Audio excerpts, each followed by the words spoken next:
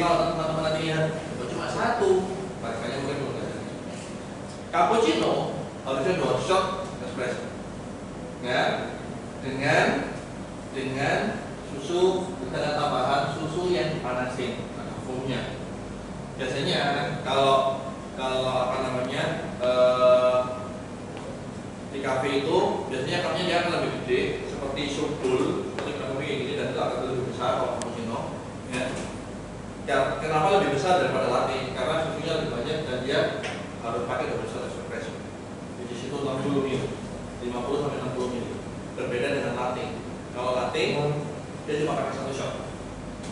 Susu yang sudah di froth jadi foam itu 120 ml. Jadi segini sudah cukup. Dan kalau latte, cara bedanya paling gampang nih. Kalau latte itu cuma 1 jam foamnya. Bedanya antara foam yang bawahnya adalah foam yang sudah yang posisi di bawah. Kalau nanti muncul pesannya latte, biasanya kalau PKW kan pasti pesannya gini. Acara coffee time. Pesannya latte. Paling gampang tesnya pakai BBM. Biasanya tidak semua rata bisa bikin cappuccino, bisa bikin latte yang berbeda. Kalau teman-teman pesannya latte, hot latte, terus habis itu bagus sih buat di foto masuk sosmed itu dong. Tetapi kalau semuanya mau benar-benar coba latte, bisa menggunakan BBM. Saya nggak bilang BBM-nya harusnya jujur atau apa, minimal sampai di atas ini. Itu kan teman-teman bisa menyentuh itu kopi, merasakan panas, itu artinya itu latte. Tapi kalau nggak terasa, berarti itu cappuccino. Jadi biasanya kalau saya minum ini, kalian berapa? Ya kayak kalian kerjaan ini sebenarnya. Ngapain nih? Ya. Tapi untuk daripada tangannya masuk lah, mending ya kan? Ya. Kalau ada sendok, biasanya saya masukin sendok teh. Kalau sendoknya biasanya cuma sampai dulu, karena sekitar 1 sen ya. Kalau saya jadi juri dari kali ini berapa? Latte, jadi karena espresso yang dipakai beda, otomatis latte dan cappuccino mana yang lebih strong? Cappuccino. Harus. Tetapi seringkali sama. Jadi tidak bisa dibedakan cappuccino dan latte. Apalagi kalau punya teman-teman ke kafe yang harga latte dan cappuccino-nya beda. Itu lebih baik. Biasanya beberapa kafe yang saya lihat cappuccino dan latte itu masih ada. Gak banyak sih, gak banyak beberapa kafe. Cuma ada yang membedakan antara cappuccino dan latte. Ya kalau membedakan ya harusnya ya itu tadi sama seperti coffee shop yang berwarna hijau itu. Ya. Mau tambah extra shot, ada tambah 5 ribu. Menggunakan mesin tertentu, tambah lagi berapa? Oh iya. Ya. Jadi cappuccino sebenarnya sudah extra shot. Jadi kalau ditambah lagi extra shot, iya mau extra shot. Ya siap-siap aja jadi cita lagi ya kan. Dan rasanya otomatis lebih asam. Ya, gitu. Itu cappuccino, bedanya cappuccino dan latte. Ya. Yang satu disukai orang Australia itu jarang karena tidak semua orang suka. Di orang Australia mereka nggak suka cappuccino, mereka nggak suka yang namanya latte. Mereka sukanya namanya flat white. Kalau flat white itu lebih susu banget, ya susu banget, karena foamnya juga agak lebih tipis lah, cuma setengah senti dari gelas, setengah senti itu, tapi masih bisa kalau orang tidak terlalu suka yang mereka nggak mau yang manis, tapi mereka juga tidak terlalu suka yang quite strong, ini apa namanya rasa bitter ataupun es. Nah itu yang paling basic. Ya, mulai dari espresso, turunannya jadi latte, cappuccino, dan juga mesti kalau ada lagi itu namanya flat white. Ada lagi namanya piccolo, ada lagi yang namanya cold brew. Kalau cold brew itu harusnya buatnya dari malam, buatnya nggak pakai air panas, buatnya cuma dengan pakai biji kopi yang sudah di grind, dicampur dengan air, dimasukkan di kulkas. Disalin bisa pakai minum, contoh dulu. Ya, itu adalah itu. Rasanya beda lah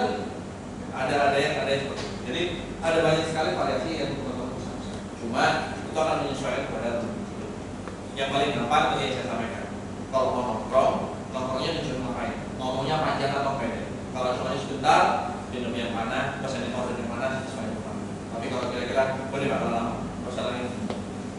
Ya, karena minum biasanya kalau di coffee shop rata-rata ber-AC, kecuali kalau teman-teman merokok.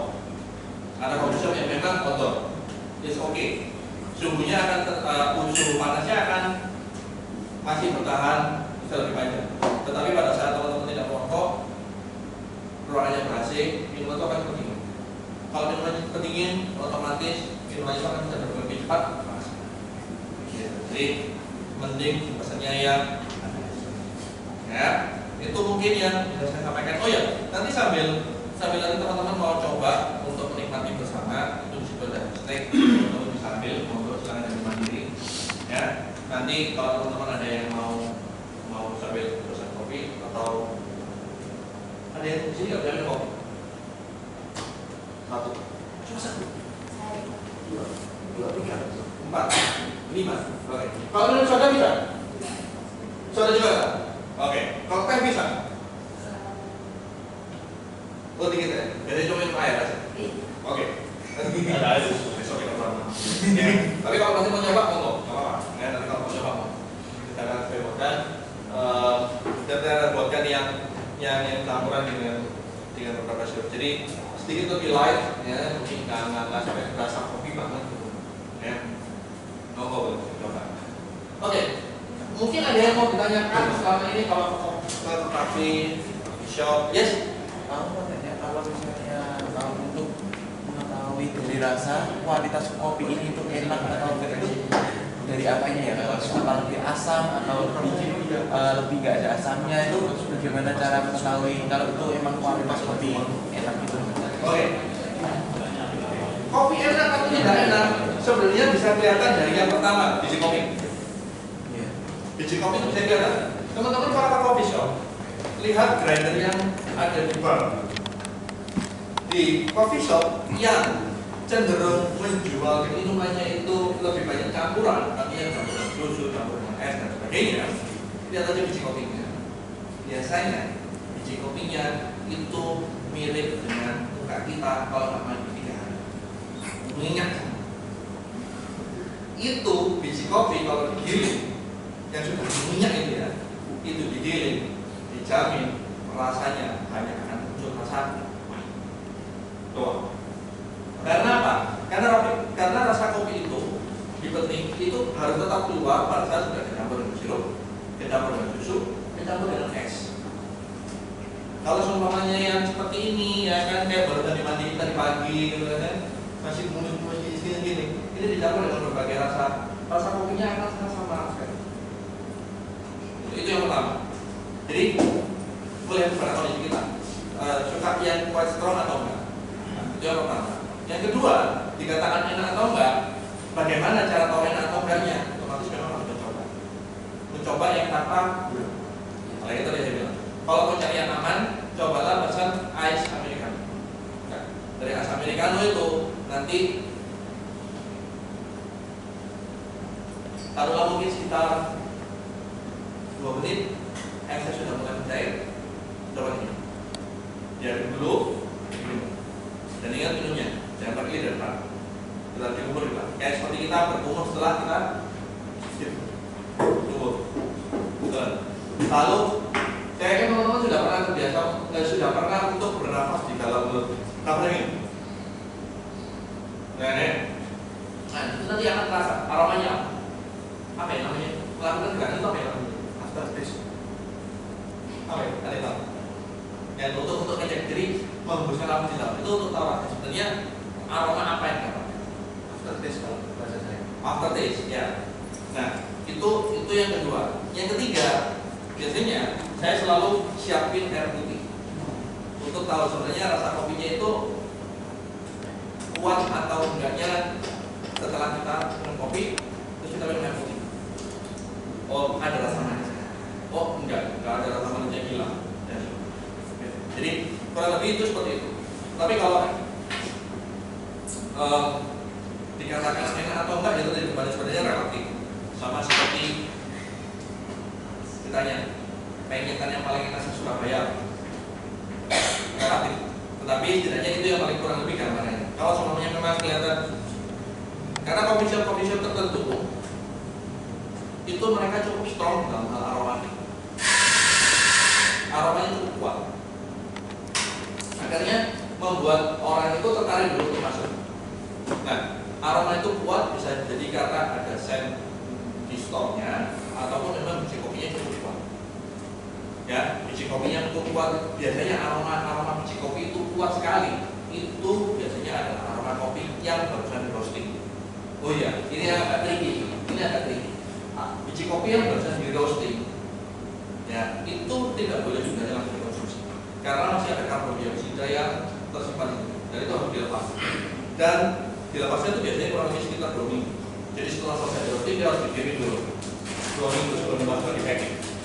Karena kalau diminum, kalau pada saat dibuka, harum, ya seperti itu, kacangnya habis disangrai.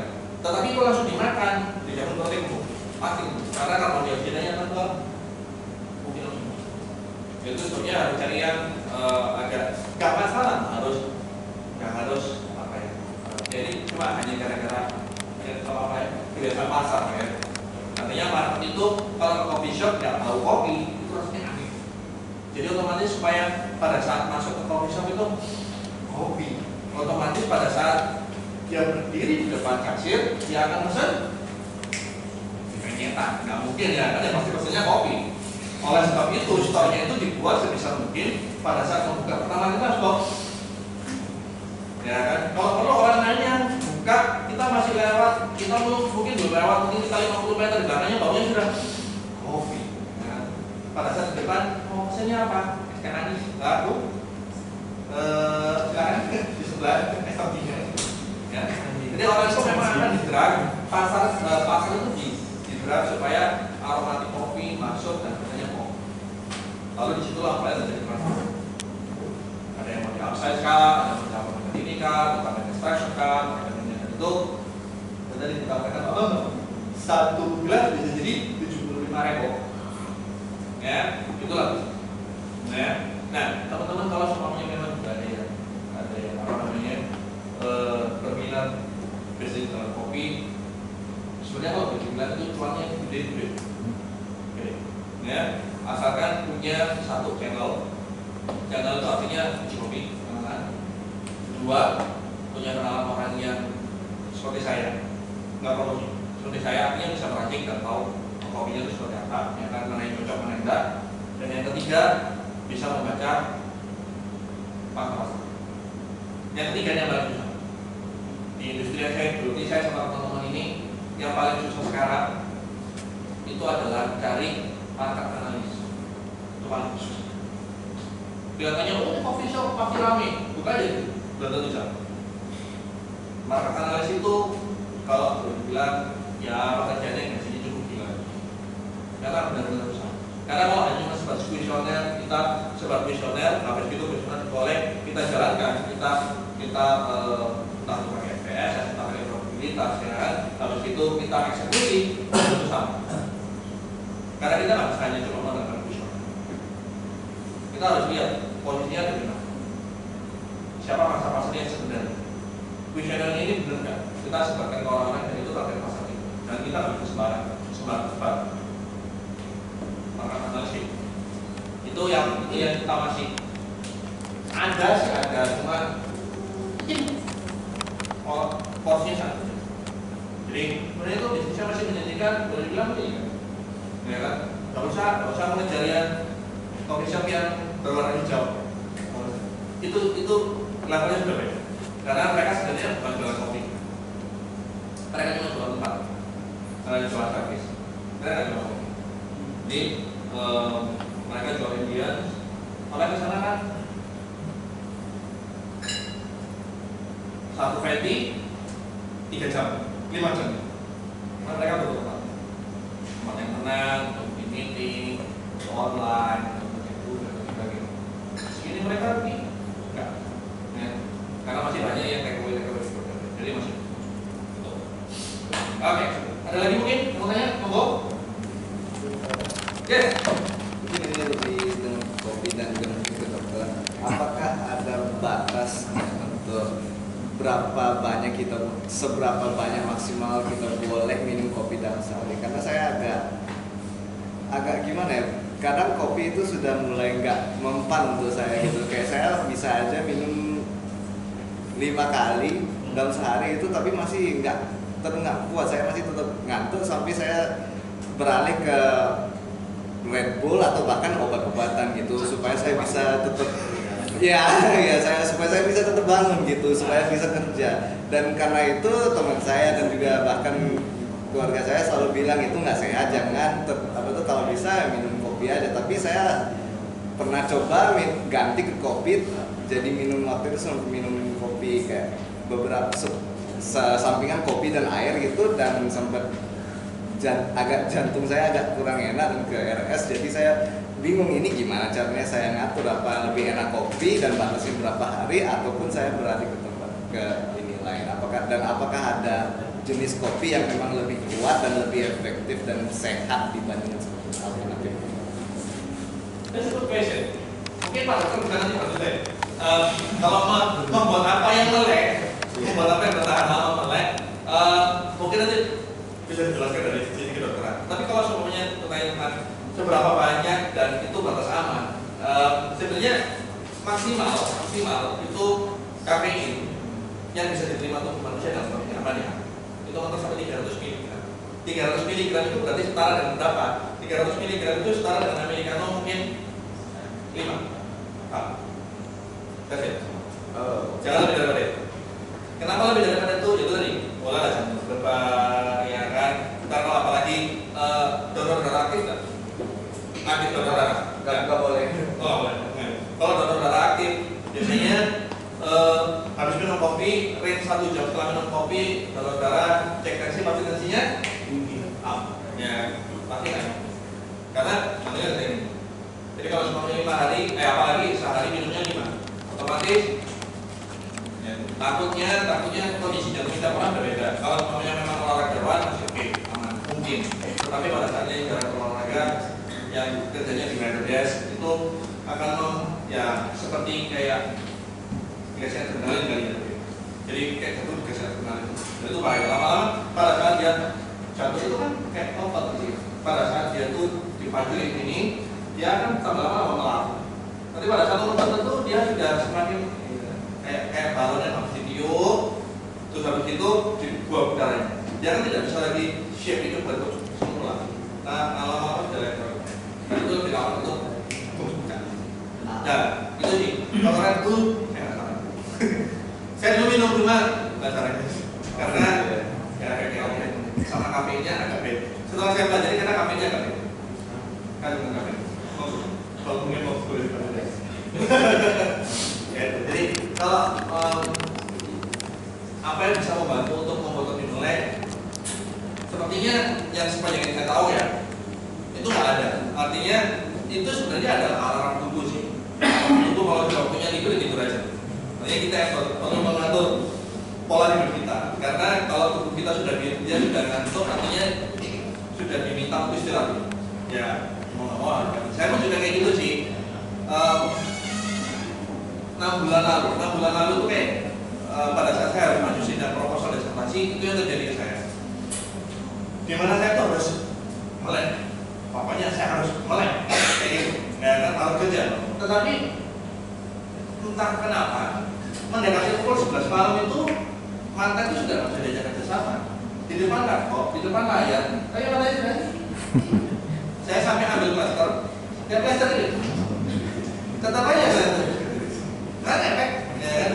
Akhirnya saya taruh saya istirahat. Saya istirahat setengah jam. Ini istilahnya power nap kali ya.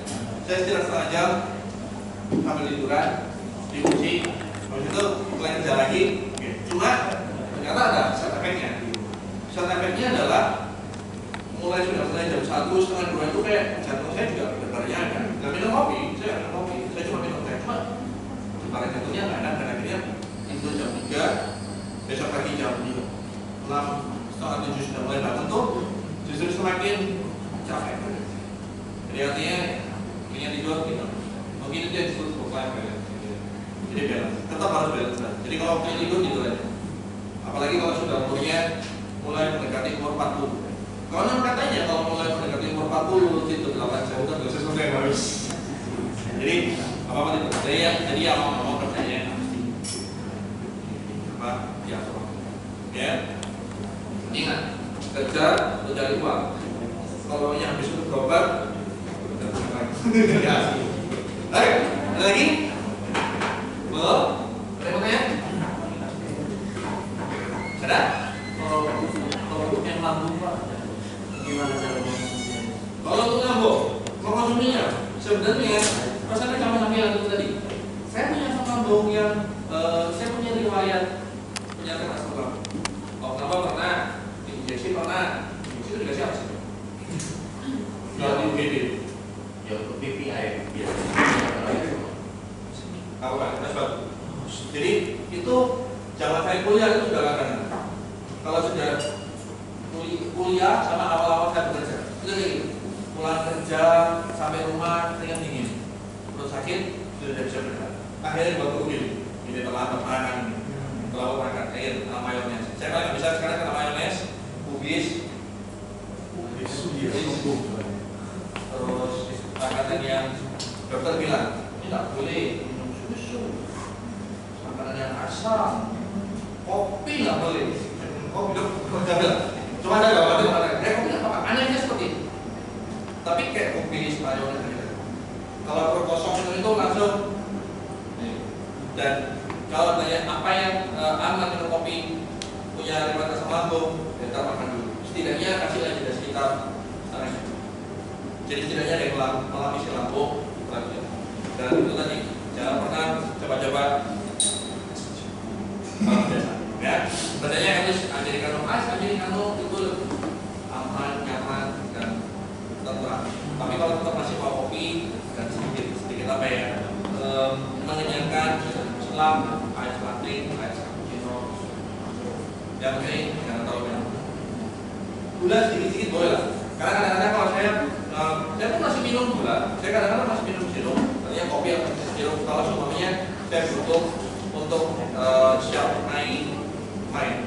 Karena saya ingat guru SMA saya dulu pernah bilang begini, kalau mau cepat menghafal, minumlah atau makanlah sesuatu yang mengandung gula sebelum mau belajar.